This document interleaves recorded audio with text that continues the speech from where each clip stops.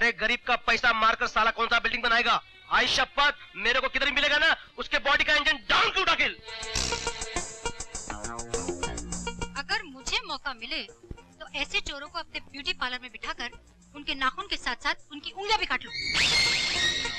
और मूंछ के साथ साथ सर के बाल मुंडवाकर आधा मुंह काला करके गधे पे बिठा के जुलूस निकलवा दूं मैं तो। अम्मा कसम खुदा की, अगर मेरा बस चले तो कपड़े की जगह उसकी गर्दन काट डालूं। मैं तो साले को होटल ले जाकर किचन में घुमा के बावर्ची से कहूंगा कि इसको तंदूर में डाल के तंदूरी बना दे। अगर वो चोर कभी अपने हाथ में आ गया ना तो साले को कफन में बंद करके समुद्र में डाल देगा।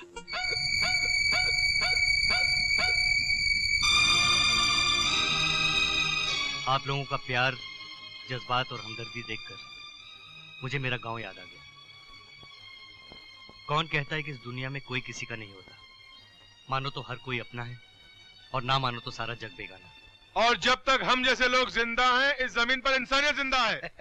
अरे आज मेरा 19वां जन्मदिन है भाई। पिछले साल भी 19वां जन्मदिन, इस साल भी 19वां जन्मदिन। अबे हम सब क्या पागल हैं? यार मैं 19 में अटक गया हूँ। अब 19वां हो या 29वां, तुम लोगों को तो पार्टी से मतलब है ना। ललन भाई एक नया शेर बनाया हूँ, सुनो। समझ समझ के समझ को समझो, समझ समझना भी एक समझ है, समझ समझ के भी जो ना समझे मेरी समझ में वो ना समझ है, समझे? हैं? अच्छा फिर सुनो।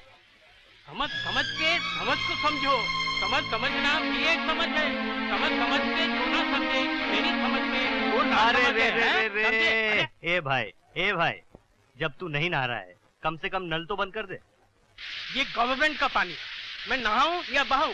तू क्यों बीच में दखल देता है? एक मिनट, ये पानी ना मेरे काम आ रहा है ना तुम्हारे काम आ रहा है। अरे किसी का भी काम आ गया, तू बीच में क्यों होशियारी दिखाता है? जा अपने काम कर। एक मिनट, क्यों पानी का खून कर रहे हैं आप?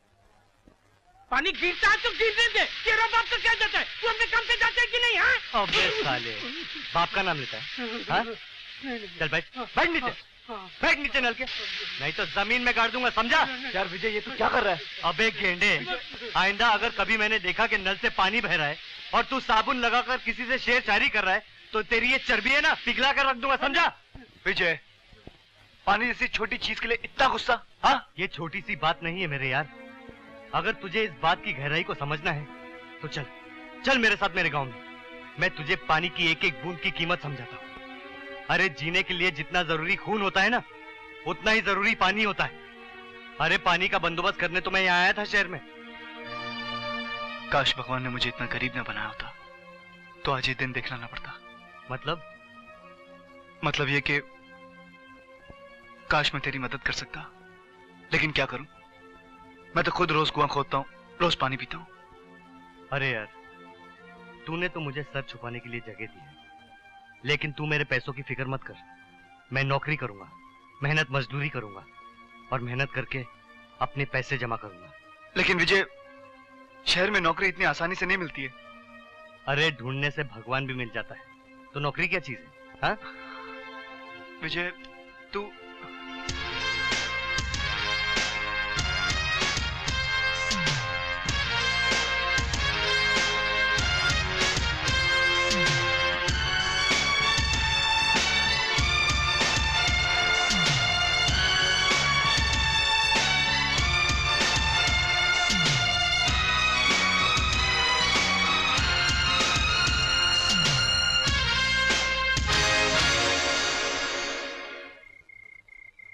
विजय मियां, आखिर नहीं मिली ना नौकरी? अरे नहीं मिला तो क्या हो गया मैन, आज नहीं तो कल मिलेगा, कल नहीं तो परसों मिलेगा। जॉन अंकल, नौकरी कैसे करेगा जब सेहत ही नहीं रहेगी? क्या हो गया इसकी सेहत को? सुबह नाश्ते के बगैर चला जाता है और रात को भूखा सो जाता है। देखो सनी बॉय, ये भूखा रहने वाला मामला बिल्कुल रॉन्ग। देखो, मैं तुम्हारे लिए खाना लाई हूँ और थोड़ी सी खीर।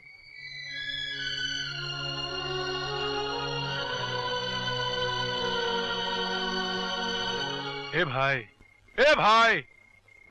भाई ये गरीब लोग का चाली है। घर का खोली खाली है पर दिल का खोली में बहुत जगह है। अमा विजय मियाँ, कहाँ हो तुम 3 दिन से? बिल्कुल लापता हो गए हो। वाह, उल्टा चोर कोतवाल को डांटे। अबे पहले तुम ये बताओ कि तुम खुद कहाँ थे 3 दिन से? आप अच्छी तरह जानते हैं, मेरा काम ही ऐसा है, आना जाना तो लगा ही रहता है। 2 दिन यहाँ 2 दिन वहाँ। चल, अगर तुझे भी भूख लगी है तो 2 निवाले तू भी खा ले। अबे चल जल्दी चल, चल जल्दी।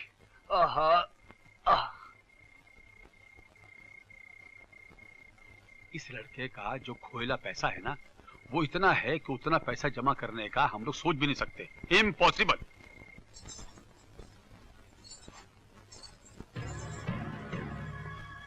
अरे राजेश्वर भैया आप? हाँ, राधा, कोई समाचार आया तेरे भैया का? कोई चिट्ठी, कोई पत्र, कोई संदेशा? भैया को गए हुए कुछ ही दिन तो हुए हैं राजेश्वर भैया, इतनी जल्दी पत्र कैसे आ सकता है? अब देखो ना, उसे जाकर कुछ ही दिन हुए हैं और मुझे लगता है कि महीनों गुजर गए। चिंता लग गई है उसकी। राधा, विजय का अगर कोई अता पता है तो मुझे दे दे, मैं अभी जाकर उसे चिट्ठी लिखता हूँ। ए राजेश्वर, अरे भाई सिर्फ तेरा ही ये हाल नहीं है, हम सबका ये हाल है। अगर उसका कुछ भी अता पता होता तो मैं खुद ही खत लिख देता। अब तो जब वो शहर से खत लिखेगा तो ही मालूम पड़ेगा वो है कहाँ। हाँ, राधा जी, जैसे ही विजय की शहर से कोई चिट्ठी आएगी ना तो सबसे पहले मुझे बताना। हाँ मेरी चिंता दूर हो जाएगी। अच्छा मुखिया। नमस्ते। राधा बेटी ये बहुत प्यार करता है विजय से। वो ससुरा विजय का तो कोनो पता नहीं चला भैया, मगर एक नई बात का पता चल गवा है। वो कह रहे वो ससुरा विजय की बहन जवान हो गई है। हेलो लंकेश्वर। हाँ लंकेश्वर, बोलो क्या बात है? निरंजन, हमरी गांव की जमीन का सौदा तो तुम कर गए, मगर अब की बार पैसा नहीं भेजा। अरे भैया, करोड़पति बाप का बेटा हूँ मैं, जब चाहूँ बाप की तिजोरी से जितना मर्जी पैसा निकाल लूं। तो फिर डालो अपना बाप का तिजोरी में हाथ निरंजन, और हमरा पैसा भिजवा दो। तुम फिक्र मत करो, तुम्हारी इंस्टॉलमेंट पहुंच जाएगी। ओके?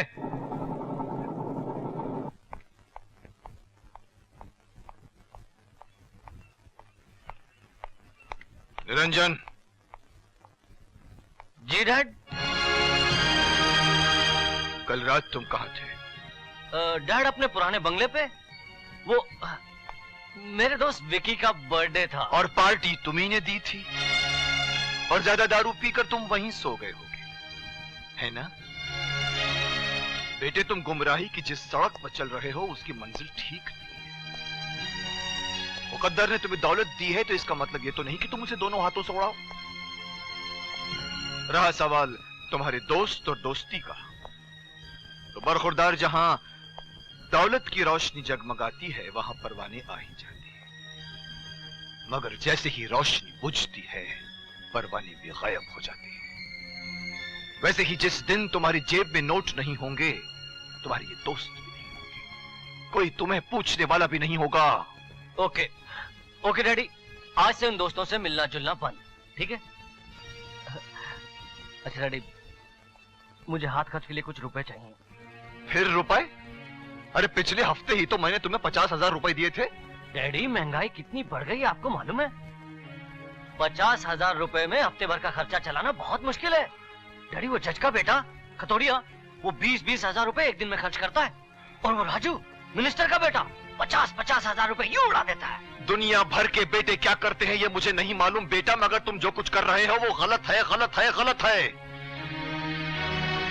कभी पसीना बहा के 1 रुपया कमा के देखो बरखुरदार, तो जान जाओगे कि दुनिया में पैसा कमाना कितना मुश्किल काम है। डैडी, कभी कभी मुझे लगता है कि आपको औलाद से ज्यादा दौलत प्यारी है। नहीं, बाप की सबसे बड़ी दौलत होती है उसकी औलाद, मगर मैं देख रहा हूं कि मेरी औलाद एक ऐसी दिशा में जा रही है जिसका अंजाम ठीक नहीं है। अपने आप को संभालो बेटे, वरना एक दिन ऐसी गहरी अंधी खाई में जा गिरोगे जहां से मैं तो क्या तुम्हें भगवान भी नहीं बचा पाएगा। अब भी वक्त है, संभालो संभालो अपने आप को।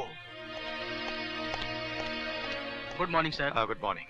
आज मजदूरों की पगार का दिन है, मैं बैंक से 10 लाख रुपए लेकर आया हूँ। ओह यस, आप गिन लीजिए। जिन पर विश्वास होता है वहां रुपए गिनने की जरूरत नहीं पड़ती। आओ चलें।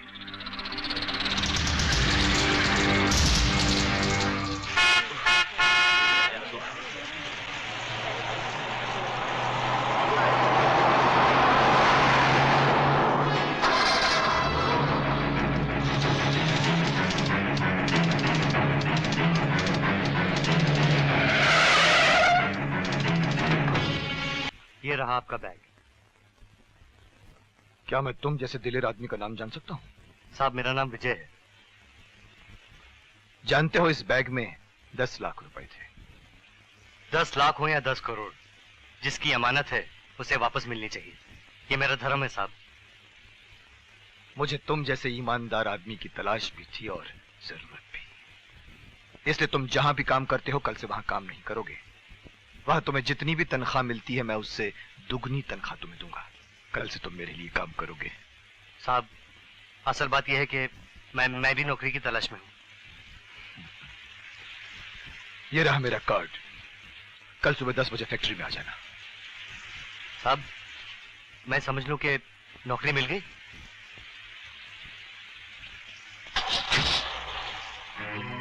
एक मामूली सा काम भी नहीं कर सके तुम लोग। एक बैग छीन के लाने के लिए कहा था, वो बैग भी छीन कर नहीं ला सके तुम लोग। वाह बेटे वाह, तुझे आज अपनी औलाद कहते हुए भी मुझे शर्म आ रही है। अरे दुनिया का बड़े से बड़ा चोर डाकू भी अपना घर छोड़कर डाका डालता है, मगर तूने तो अपने बाप की दौलत पर ही डाका डाल दिया। अपने बाप को लूटना चाहता है तू। बाप जब बेटे की फिक्र नहीं करता तो मजबूरन हम जैसे बेटों को ऐसा रास्ता अपनाना ही पड़ता है। खामोश। तेरे उन अय्याश और गुमराह दोस्तों पर लुटाने के लिए हराम की दौलत नहीं है मेरे पास। अरे क्या नहीं दिया तुझे मैंने?